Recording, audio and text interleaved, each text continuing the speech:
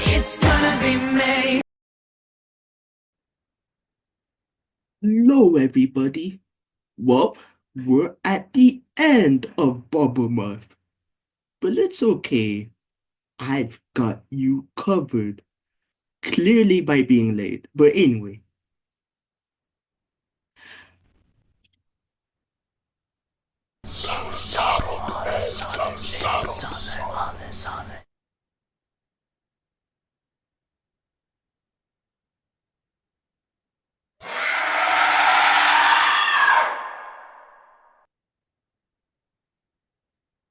I am sick of you. Can't you just leave me alone?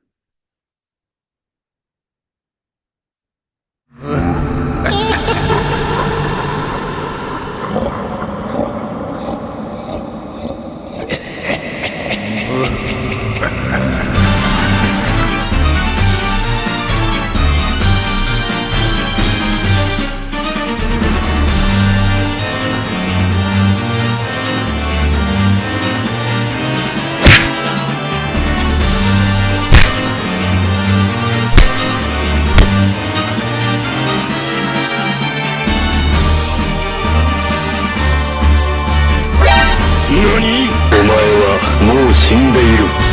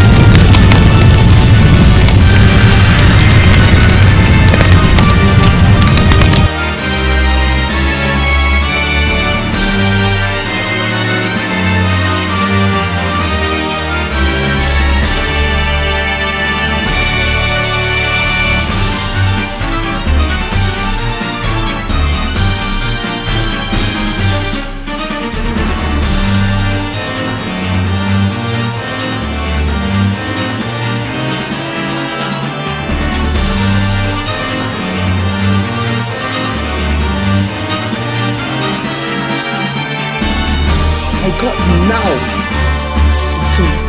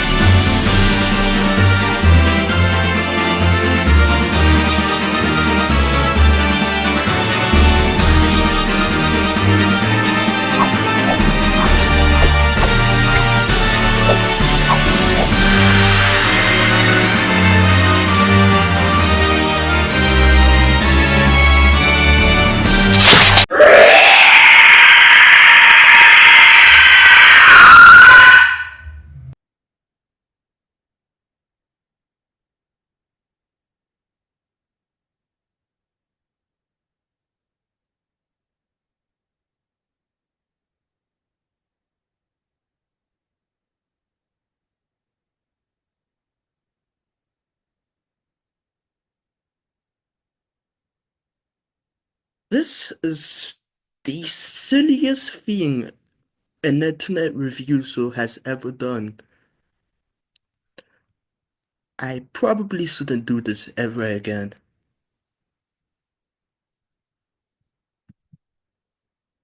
Hmm.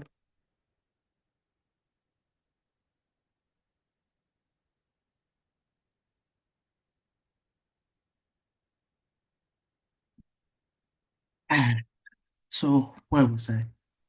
Oh yeah. So 3 years after the Bomberman 64 series was concluded, we got the spiritual successor in the form of Bomberman Generations. Now developed by the obscure game arts who helped co-develop Super Smash Bros. Brawl. Let's see what else. Oh yeah, they also made that TMNT game on PS2 and Wii, Teenage Mutant Ninja Turtles Smash Up. I should probably cover that eventually. The last game they made was back in 2019, so it's been a while, but they're probably just taking hibernation. That being said, will it be better or worse than the Bomberman 64 games? I don't know, you need to be patient. So the story is that the 6 bomb elements were scattered after Mucho and the Hijihiji bandits attacked a space freighter. White Bomber and Max, along with a bunch of Charabubs, searched the planet Tentacles for the missing 6 bomb elements. Can I just say that the voice acting for this game is all over the place? You get decent performers like Professor Ein, for example, but then you get some of the most hilariously awful ones you've ever heard in your life. It's just comedy gold. Bandits don't beat you to them. Moving on. Once you've gathered several Karabombs, attempt to merge Karabombs. If you succeed, you'll have even more powerful Karabombs. I'm counting on you, Bomberman. This is the ultimate secret weapon of the Higgy Bandits! The battleship Armored Joe! Bomberman! If you want the bomb element, then you must come to me! That is, if you can get this far. Surprise, you even made it here, Bomberman! But praise you? Yeah! If you're brave enough, then come try to get it! Look! This is the true strength of the bomb element!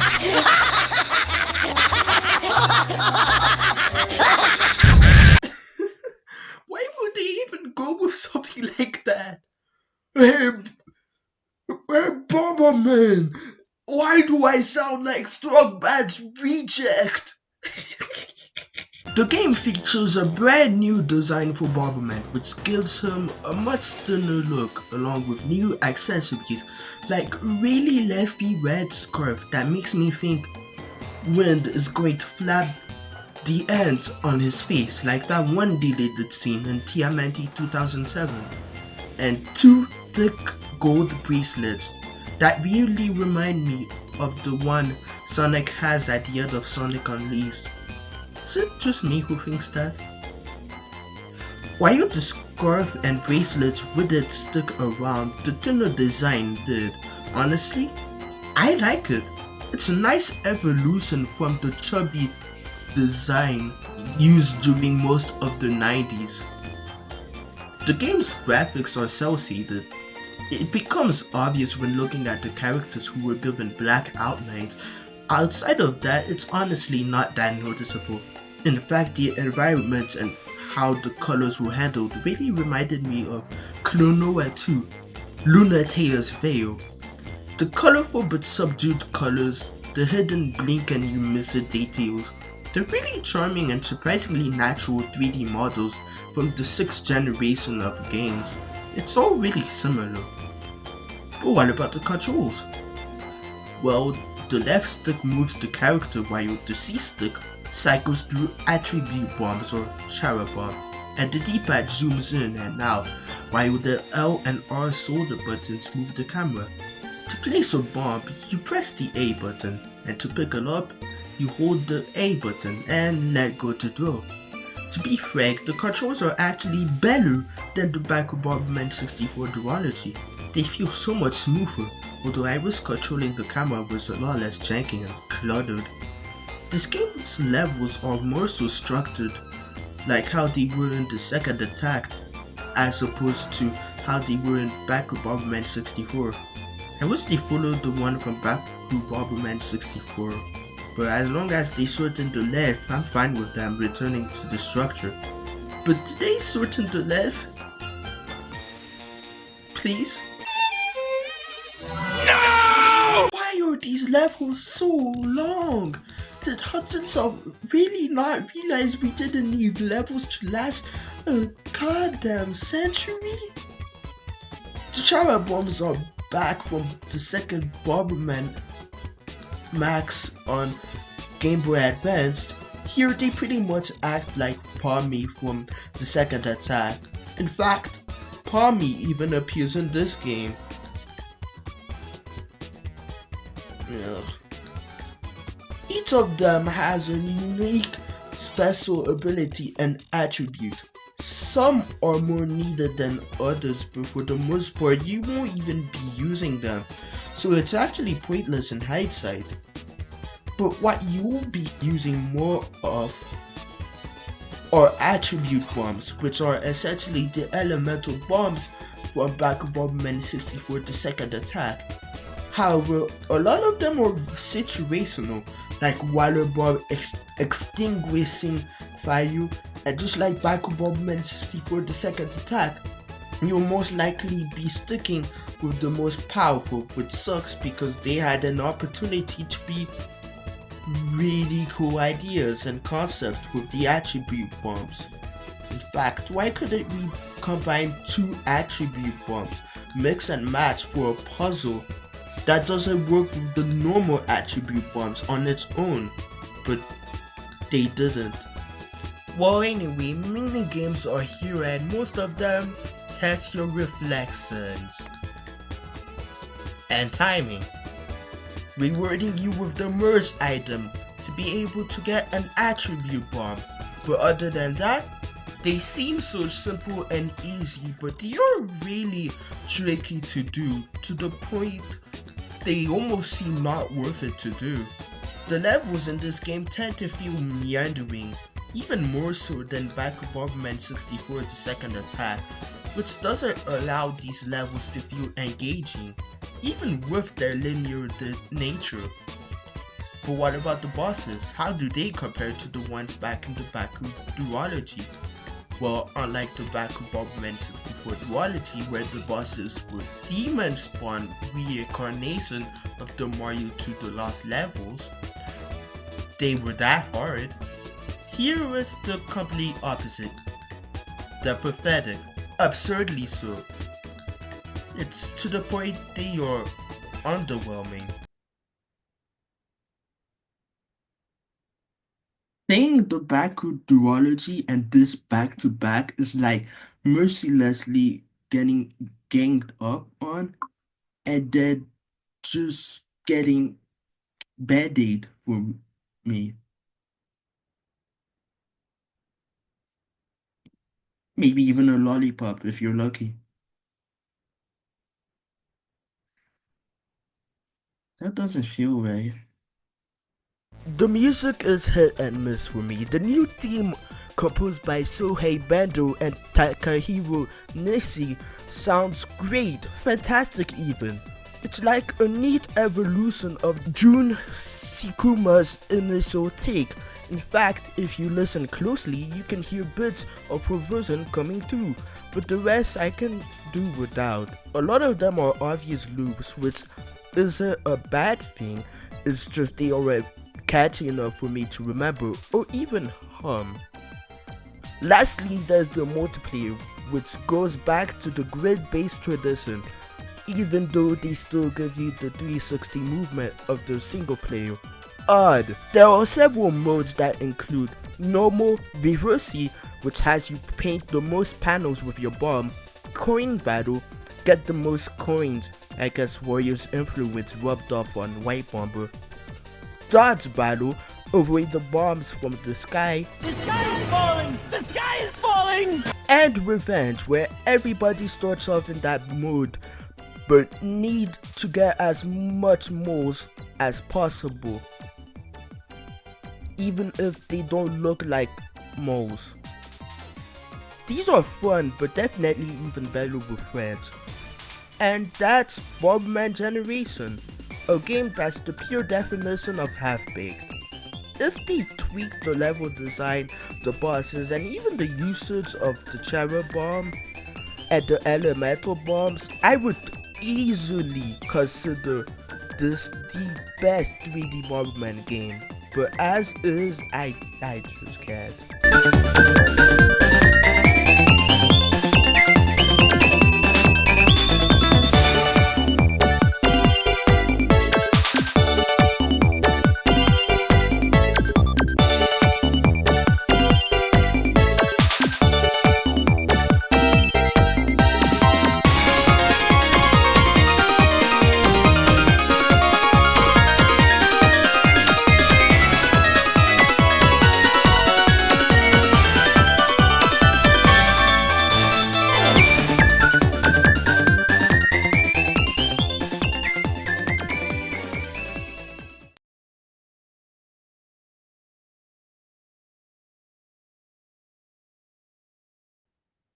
Despite that, it wouldn't stop Hudson from reusing the same engine, as not even a year later, a pseudo sequel was made based on the anime of the same name, Bomberman. It released everywhere despite the anime being stuck in Japan, but for some reason, this is a notorious game among fans, and I guess I'm about to find out why. This is Bomberman.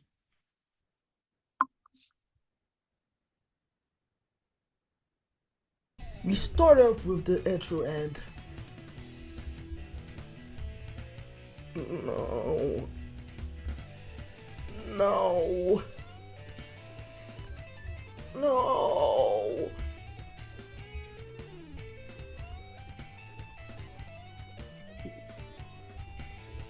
What is this awful music? What happened to the one from the anime?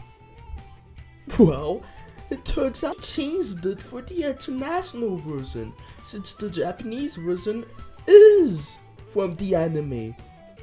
Why couldn't they translate it like how it's done for Smiling Bomb? This is off to a bad start. Maybe the voice acting can cheer me up.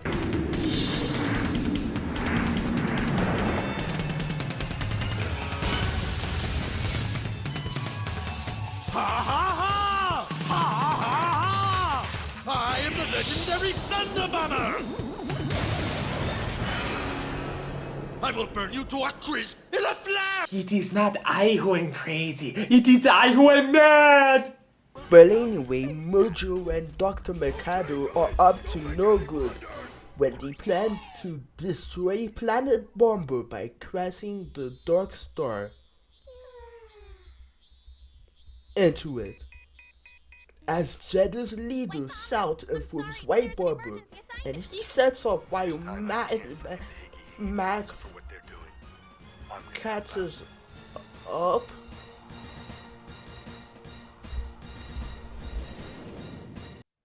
How do you do that? How do you do it?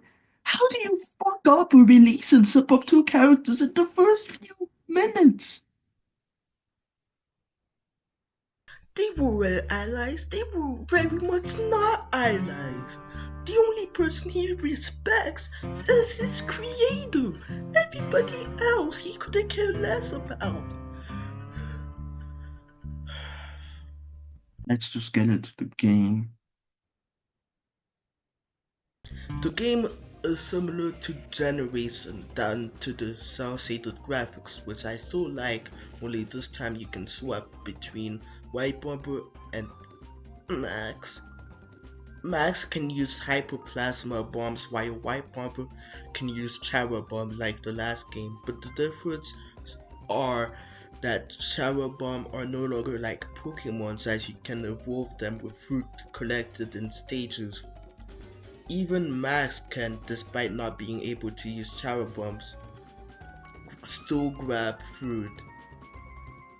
And Chara bombs can be found being captured by HJ bandits, but you'll still only be using them as much as Generation, just like how Max will only be used for hyperplasma bomb weak walls. That's it. Would it have made more sense to have Max as a villain if he was going to end up that useless anyway? Like, oh, I don't know. The anime, speaking of allies, this is one of those games where they state the obvious. Where they state the where they shut up. Not only are you incredibly out of character, but you never shut up. It never ends. The level design is what was established in Generation, except it's somewhat easier to get lost. How? Well, it turns out the levels were made a bit more open-ended. Sometimes it's straight up a maze. What? To give credit to the others, Backer 64 was sandbox, Second Attack was sandbox and linear, Generations didn't have its levels this convoluted. Does it help that some enemies respawn from their spawn point? No, why? But what about the bosses? They're a mixed bag. Sometimes you get Generation's weak nature, and sometimes you get the Bomberman 64 Duology's Bombermonth. You never know what you're going to get, and it's a mixed bag. But who cares when I finally beat... What the hell is this? Why are they chasing White Bomber? Well, apparently just like back Bomberman 64, something needed to be collected. In this case, cards. Not for Yu-Gi-Oh!, not for Pokemon, not even for Digimon, or Bomberman Zedders. Yeah, they did a card game for the anime, just generic cards. Let me just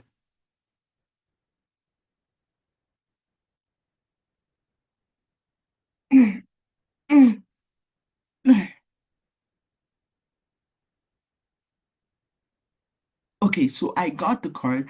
I even did your Bolsovoc extra boss. Show me your different ending, please.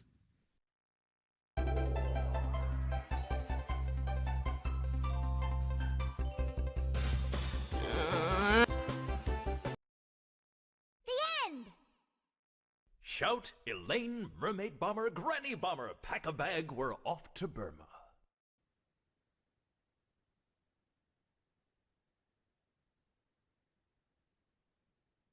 This game is bad on many levels. It feels as a game. It feels as an adaptation. It even feels as a 3D Bomberman game, but all of them did that. What I'm trying to say is, I didn't have fun with this. I'll just say it, this is worse than Act Zero. At least that one wasn't painful. At least that game didn't make me go. But honestly, none of these 3D games are good. With the exception of Bomberman Heroes, which that one was underwhelming. And Bomberman Generation, which was half-baked. But yeah, these are bogged down by the assistance on being difficult and even inconsistent. Don't get me wrong, I'd love a 3D Bomberman game. In fact, I want them to try again, but not like this. Not like this. But hey, at least Bombermonth is over, even if it's technically Bomberman now.